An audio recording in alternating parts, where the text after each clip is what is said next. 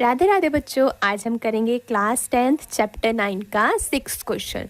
और ये question important भी है, तो चलो स्टार्ट करते हैं। क्वेश्चन में कह रहे हैं a 1.5 metre tall boy is standing at some distance from 30 metre tall building. आपके पास 3 मीटर की एक बिल्डिंग है, उसको कुछ दूरी में 1.5 मीटर का एक लड़का देख रहा है।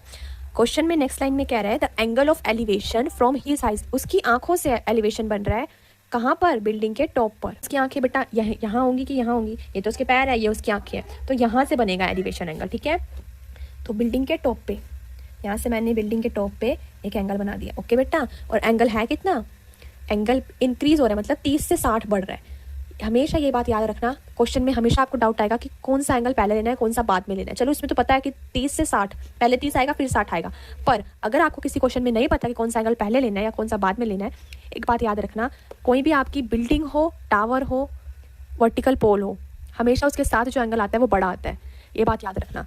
आपके आसपास कोई भी दीवार होगी, आप उसकी तरफ चलना और छत में देखना, जितना आप उसकी तरफ चलोगे आपकी गर्दन उतनी ही ऊपर होएगी, तो मतलब उतना बड़ा एंगल, समझ के, तो मतलब छोटा वाला एंगल यहाँ पर आएगा 30। ठीक है, वो कह रहा है फिर इंक्रीज हो गया, मतलब बढ़ गया। तो वो लड़का था ना, वो बिल्डिंग के पास जाने लग गया है, तो अब लड़का यहाँ पे आ गया है, और अब वो बिल्डिंग के टॉप पे देखेगा तो एंगल बनाएगा 60।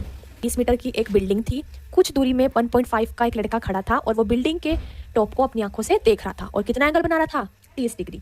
30 से 60 बढ़ चुका है। एंगल तभी बढ़ता है जब इंसान बिल्डिंग के पास जाएगा, या कोई भी ऑब्जेक्ट किसी वर्टिकल चीज के पास जाएगी तो एंगल हमेशा बढ़ता है। ठीक, find the distance he walk towards the building, कितनी दूरी उसने तय करी है। और पहले यहाँ खड़ा था, अब वो यहाँ है, मतलब आपको ये चीज फाइंड करनी है।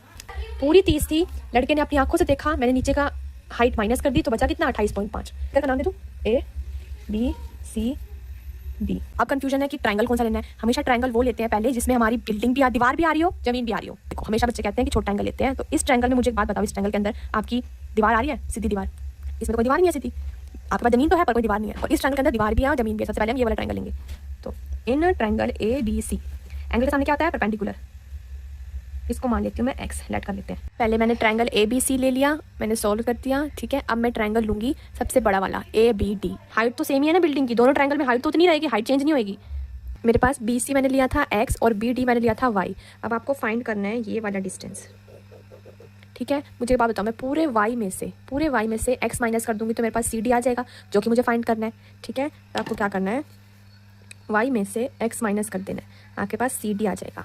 सी डी आने के लिए आपको y में से x माइनस करना है, तो मैंने पूरे बी डी में से बी सी माइनस कर दिया, तो मेरे पास आ चुका है सी डी, जो कि डिस्टेंस ही वॉक टुवर्ड्स बिल्डिंग आ गया। ठीक है बेटा, इस क्वेश्चन में कोई भी डाउट हो आप कमेंट से बताना, मैं आपका डाउट सॉल्व कर दूंगी। ओके बेटा।